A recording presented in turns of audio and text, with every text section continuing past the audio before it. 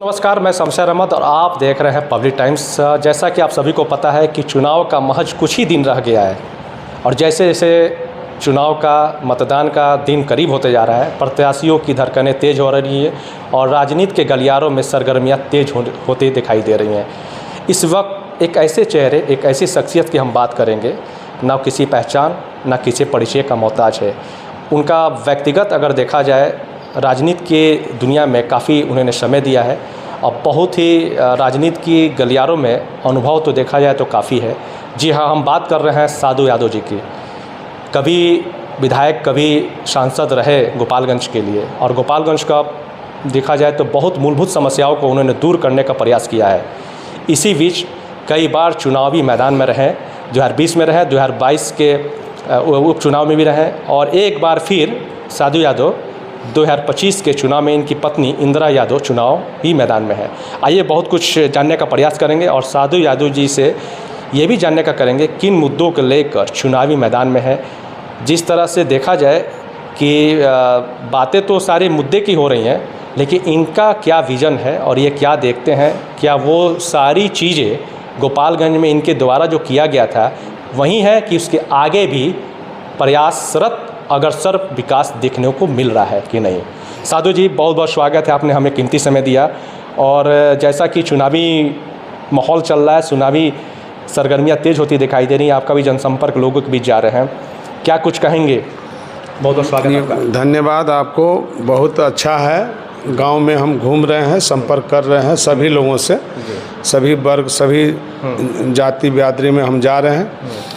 कोई ऐसा गांव नहीं है जहां जितना हमको समय मिल रहा है उतना हम जा रहे हैं। बहुत गांव अभी छूटा हुआ, भी सब जगह जाने का मेरा प्रयास है जी, और कर भी रहे हैं। 11 बजे रात तक हमारा प्रचार चल रहा है। 11 बजे रात तक? हाँ, 11 बजे रात तक प्रचार चल रहा है गांव में। अभी चूँकि दिन में थोड़ा गर्मी और धूप है, सब लोग खेती के समय है, अभी भी टेम्परेचर, हाँ टेम्परेचर भी है और धान का खेती में लोग लगा हुआ, किसान हमारा जी, किसान भाई लोग मैक्सिमम खेत में मिल रहे हैं। गांव में लोग कम, खेत में ज़्यादा। तो मिल हमारे जैसे आदमी, हम खेत में भी जा रहे हैं, जहाँ कटनी हो रहा है वहाँ भी हम जा रहे हैं, मिल रहे हैं। तो काफ़ी समय लग रहा है। अब गांव में जाने के बाद गांव कुछ छूट जाए, घर छूट जाए तो अच्छा नहीं है, इसलिए हम सब घर को घूम ले रहे हैं। तो माहौल बहुत अच्छा है और इंदिरा यादव के पक्ष में है, हाथी के पक्ष में है, बहुजन समाज पार्टी के पक्ष में है और सब लोग बोल रहा है कि ये आपका जो कैंडिडेट है इंदिरा यादव, सब स्वच्छ छवि के हैं, सब अच्छा है, पढ़ी लिखी हैं महिला, और ये गोपालगंज जो है महिला का सम्मान होना चाहिए। चलिए साधु जी, ये सवाल कई बार मेरे मन में है और इंतज़ार उन्हीं लोगों से होता है जो उस राजनीति के अनुभवी हों। और आपसे बेहतर देखा जाए, चूँकि कभी एक नाम हुआ करता था कि आप लोग राजद के या बहुत सारे राजनीति के पार्टी में भी साधु यादव, परुना सिंह या फिर मरहूम जनाब मोहम्मद साबुद्दीन साहब और राजुल हक राजू जी भी। तो ये सवाल आपसे इसलिए करना मुनासिब मैं समझ रहा हूँ कि देखा जाए कि इस वक्त की जो राजनीति की इतिहास में ऐसी पहली बार देखने को मिलेगा कि कहीं खुशी कहीं गम, वैसे लोगों का भी टिकट कट गया जो 20 साल से कंटिन्यू जीत की दहलीज पर रहते थे, और वैसे लोगों का भी टिकट कट गया जो कई टर्म से हार रहे थे। तो ये एक क्या लगता है, इतिहास में एक पहली बार जिस तरह से टिकट का शेयरिंग को लेकर और उम्मीदवार के घोषित को लेकर ये सवाल इसलिए आपसे मैं पूछना चाह रहा हूँ कि ये एक सवाल सोशल मीडिया पर वायरल हो रहा है। अब ये कहने को दिख रहा है कि राजू और साधु एक हो गए हैं, बहुजन समाज पार्टी के घर वापसी उनकी हो गई। तो इस वक्त का टिकट शेयरिंग को लेकर और टिकट की घोषित लेकर मतलब कि बहुत चीज़ों को देखा, कहीं छलके आंसू, कहीं दर्द, कहीं तकलीफ़, कहीं उदासी, बहुत कुछ देखने को मिला। ये बात आप सही कह रहे हैं। हम लोग पहले सुनते थे या आज भी हम लोग सुनते हैं कि गाड़ियों से, घोड़ों से पॉल्यूशन निकलता है, लेकिन आज हम देख रहे हैं कि पार्टियां भी सब पोल्यूटेड हो गई है। मतलब इतना स्वच्छ पार्टियां सब इस तरह का टिकट बंटवारा में धांधली हो रहा है। इस बात को मानते हैं? हाँ, सभी पार्टियों में जी, एक पार्टियों में नहीं, सभी पार्टियों में इस तरह का वातावरण बन गया है कि जिसका कोई सिर पैर नहीं है उसको उम्मीदवार बना दिया जा रहा है, जिनका कोई मतलब ठिकाना नहीं है उनको लाया जा रहा है, जिनको जनता नहीं जानती है उनको लाया जा रहा है। तो ये जितने भी पार्टियां हैं, पार्टियों में ऐसे ऐसे कैंडिडेट आ रहे हैं जो मेजर जो पार्टियां हैं, उस पार्टियों को बहुत बुरा हाल है। सब पूंजीपति समा रहे हैं, वर्कर को नदारत किया जा रहा है। जो पार्टी में वर्कर बन के काम कर रहा है, खट रहा है, मर रहा है, मैंने दिन भर सेवा दे रहा है पार्टी में, उस व्यक्ति को भी टिकट पार्टी में नहीं मिल रहा है।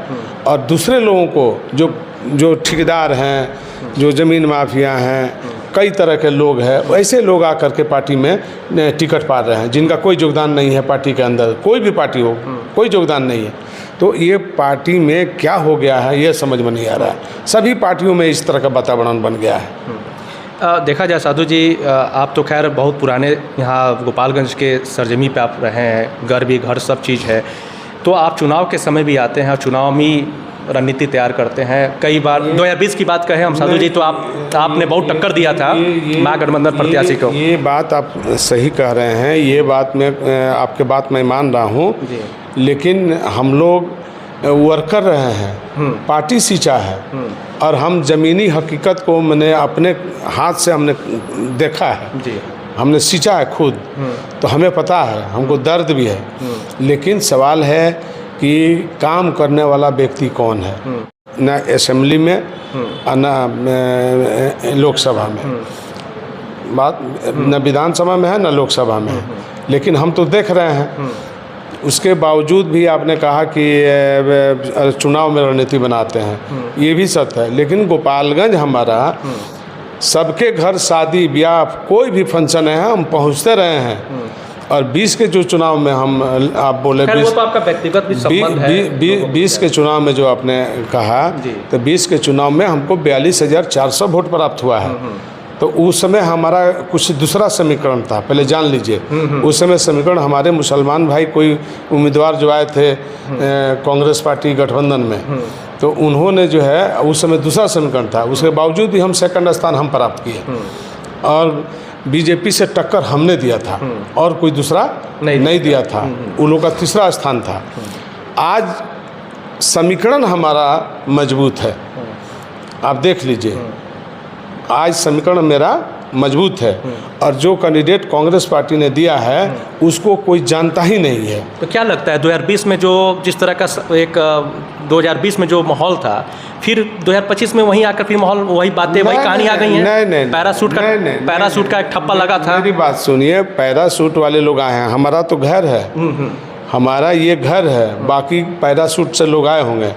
और यहाँ पर जिस तरह के उम्मीदवार बीजेपी का भी है, तो वो उम्मीदवार का छवि आप पूछ लीजिए पूरे गोपालगंज जिला में तो खैर कोई नहीं जानता है, यहाँ पर जानता है विधानसभा में, तो सबको पता है कि चेयरमैन तो है ना, चेयरमैन तो है, उससे कोई चेयरमैन तो बहुत चेयरमैन लोग बनता है जी।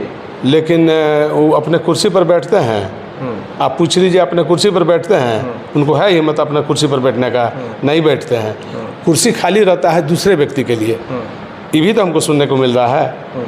तो ऐसे व्यक्ति को क्या कहिएगा आप बताइए, जो खुद चेयरमैनशिप पर बैठ करके चेयरमैन का कुर्सी पर नहीं बैठा है, वो उसकी बात आप कर रहे हैं। अगर महागठबंधन प्रत्याशी की बात कर रहे हैं साधु जी, तो जो अभी प्रत्याशी है वो तो यहीं के हैं, सब कुछ यहीं है, और उन्हें कहा कि भाई हमको जिस मठ से हमको मिला हुआ है, तो फर्जी साधु का तो बैंड है यहाँ। जिस तरह प्रत्याशी कल ही हम लोग की बात हुई तो कर रहे हैं, ये फर्जी साधु जो बोल रहा है, साधु यही ना काम किया है जी, साधु यही काम किया है ना, साधुए का ना काम किया हुआ है कि जनता विकास पुरुष बोलती है। तो इन लोग के बात में हम कोई कमेंट नहीं कर रहे हैं। प्रत्याशी लोग तरह तरह के बात बोलते हैं, अब कोई प्रत्याशी जो होता है वो तो एक दूसरे पर करता ही है, हाँ, वो तो उसमें कोई दिक्कत नहीं है। लेकिन साधु ओरिजिनल साधु है ना, किसी के हम कहने से हम सर्टिफिकेट की हमको ज़रूरत है, हम किसी से सर्टिफिकेट मांग रहे हैं क्या? हमारा काम किया हुआ है गोपालगंज बोलता है, तो जनता से पूछिए, गोपालगंज बोलता है, मेरा काम बोलता है। एक चीज़ बताया जाए साधु जी की, देखा जाए कि जिस तरह से आप लोग एक कवि हुआ करते थे, पार्टी की बातों को जो कह देते थे पार्टी मान लेती थी, वो सब दिन वो सब कहाँ चले गए? जब आप लोग शेयरिंग करते थे, टिकट बोल देते थे कि हाँ ये टिकट, ये 3-4, अगर सारंग कमिश्नरी की हम लोग बात करें साधु जी, तो आप लोग के एक धरोहर थे। आज वो चीज़ें नहीं देखने को मिल रही है। ये हम उस पर कोई कमेंट नहीं करेंगे। नए लोग आए हैं, नए लोगों के अनुभव की कमी है, जानकारी नहीं है, ज़मीन से जुड़े हुए लोग नहीं हैं, पैराशूट हवाई लोग हैं, और ज़मीन से जुड़ने वाला आदमी हम लोग रहे हैं, ज़मीन से जुड़े हुए रहे हैं। हर खेत खलिहान को मैं जान रहा हूँ, हर गांव को जान रहा हूँ, हर व्यक्ति को मैं जान रहा हूँ। लेकिन अब अभी चुनाव हो रहा है, इसमें तरह तरह के लोग बातें बोलते हैं, लेकिन उस कन्फ्यूजन में हम लोग नहीं हैं।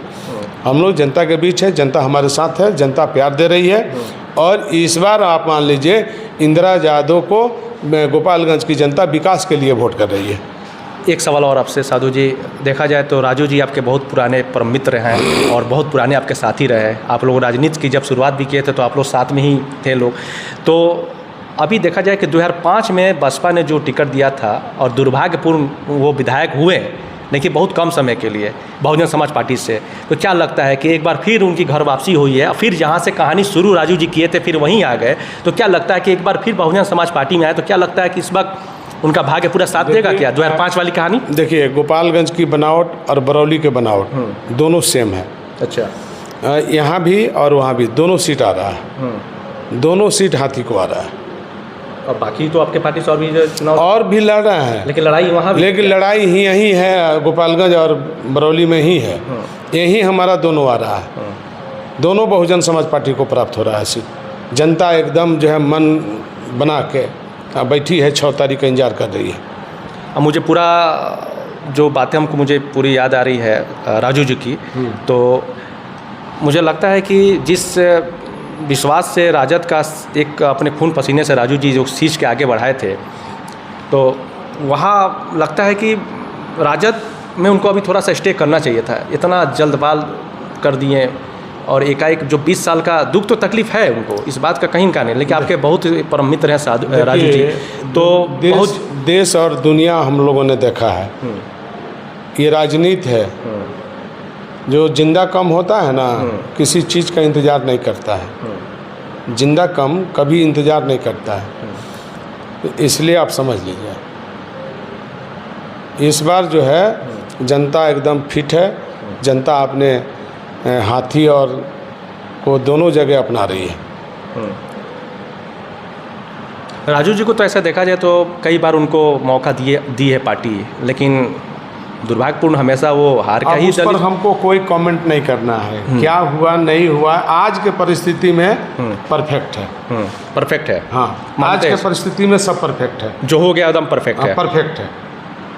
पीछे क्या हुआ नहीं हुआ उस बात को भुलाइए, आज वर्तमान परिस्थिति में चलिए, दोनों जगह ठीक है, दोनों जगह एकदम ठीक है, एकदम क्लीन स्वीप कर रहे हैं, एकदम क्लीन स्वीप करेंगे। चलिए, आप लोगों के बीच जा रहे हैं, बहुत जगह समस्या को देखने को मिल रहा है, जनसंपर्क भी आप कर रहे हैं।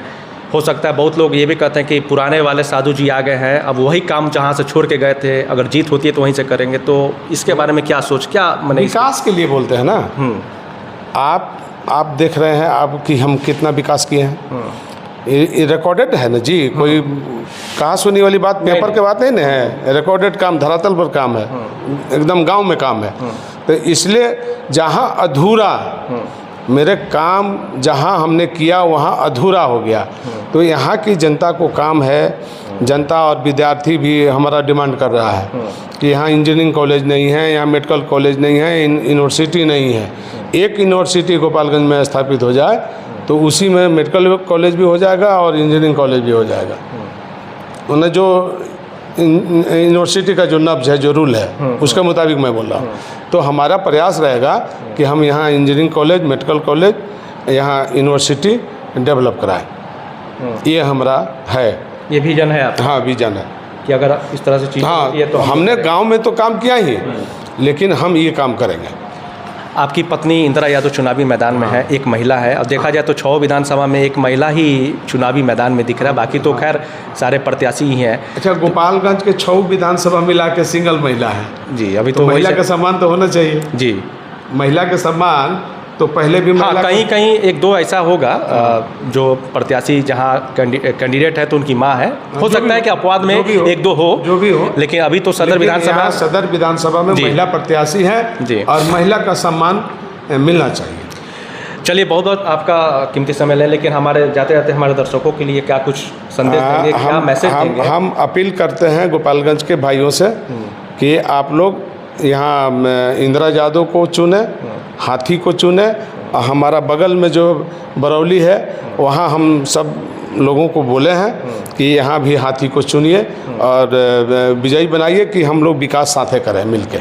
लेकिन एक चीज़ आपने बोला कि बरौली की जहाँ तक है, तो अभी 2 दिन पहले ही वहाँ अब्दुल सत्तार मुन्ना भाई को राजद ने जिला अध्यक्ष कार्यकारिणी के रूप में घोषित कर दिया है। तो यहाँ क्या लगता है माइनॉरिटीज का थोड़ा सा हाथी को जी आप लोग जाइए पता कर लीजिए, हो सकता है रात में मांगते हो? नहीं मांग रहे हैं वोट, रात में मांग हाथी को वोट मांग रहे हैं। हम कह रहे हैं दावे के साथ मांग रहे हैं वोट हाथी को। तो आप लोग जाइए बात कर लीजिए। रात में घूमना पड़ेगा उनको? मांग रहे हैं वोट, हम कह रहे हैं कि मांग रहे हैं, जाइए ना पूछिए ना, मांग रहे हैं वोट। अच्छा, हाँ, वो कचकारी अध्यक्ष बना दिया है लोग, अब वो कैसे बनाया लोग नहीं जाना, वो अपना वो लोग का मामला है। लेकिन मुन्ना सत्तार जी वोट मांग रहे हैं, हाथी को मांग रहे हैं। तो यहाँ तो खेला फिर दूसरा हो जाएगा क्या आपके कहने के अनुसार? ना हमारे कहने का रात को मांग रहे हैं या दिन को मांग रहे हैं मुन्ना जी कि वोट मांग रहे हैं? अरे हम कह रहे हैं कि मुन्ना जी वोट मांग रहे हैं कि आप लोग दीजिए वोट। आप जाइए ना पता करिए, उनसे पूछिएगा, वो अपने बताएंगे। ठीक है, जाते जाते एक चीज़ और लास्ट सवाल आपसे कि सबसे पहली प्राथमिकता क्या रहेगी जो लचर व्यवस्था गोपालगंज की दिख रही है? देखिए, युवाओं के लिए बहुत सारी चीज़ें हैं। अब एक बार एक सुनिए बता रहे हैं, हमने जितना काम किया गोपालगंज में हमने, देखिए VMH फील्ड को मैंने बनवाया जी, आप जान लीजिए। यहाँ जितना विद्यालय था हमने बनवाया। DAV पब्लिक स्कूल नहीं था, मैंने लाया थावे में। तो यहाँ हमारा बच्चा पढ़ करके आगे बढ़ रहा है ना। तो उसी तरह से हम यहाँ इंजीनियरिंग कॉलेज देंगे एकदम, ये मेरा गारंटी है, इसमें कोई हमको चुका नहीं सकता है। तो आप लोग देख लीजिए कि हमारे काम को पहले का और आज का जो अधूरा है उसको हम पूरा करेंगे। लेकिन 6 नवंबर को जब हाथी पर बटन दबाइएगा और उसके बाद काम होगा। 2020 वाला चढ़ेगा क्या? 2020 में जो आपको मिला था एक मत, वो लग रहा है 2025 में चढ़ेगा? ये आप लोग जानिए और आप लोग अपना इसमें योगदान दीजिए, सहभागिता बनिए। या अगर विकास में अगर बाधक बनना है तो ये आप जानिए, हम विकास की बात बोल रहे हैं, हमको विकास करना है, अब विकास ही लक्ष्य है। कोई जात कोई अगर मीडिया के लोग अगर विकास में बाधक बनेंगे तो मीडिया समझेगा, हम नहीं जानते हैं। हमको विकास करना है और विकास के लिए हम चुनाव लड़ रहे हैं। कोई हमारा कोई निजी स्वार्थ नहीं है, हमको गोपालगंज का स्वार्थ है, गोपालगंज की जनता को देखना है। जैसा कि आप देखें कि साधु जी हमारे साथ जुड़े हुए थे और बेबाक अंदाज में हर सवालों का इन्होंने जवाब दिया और मुद्दा इन्होंने ये बताया कि अगर हमारी जीत होती है और हम विकास में बाधक बिल्कुल नहीं बनना चाहते हैं, जनता मुझे चुनती है, तो उन सारे अधूरे काम को मैं पूरा करूँगा। और सबसे पहले जो इनका ड्रीम विज़न है, जो इनका सपना है कि यहाँ इंजीनियरिंग कॉलेज दिया जाए, लाइब्रेरी दिया जाए और बच्चों के लिए खेल कूद के लिए एक बढ़िया सा ग्राउंड, एक फील्ड दिया जाए,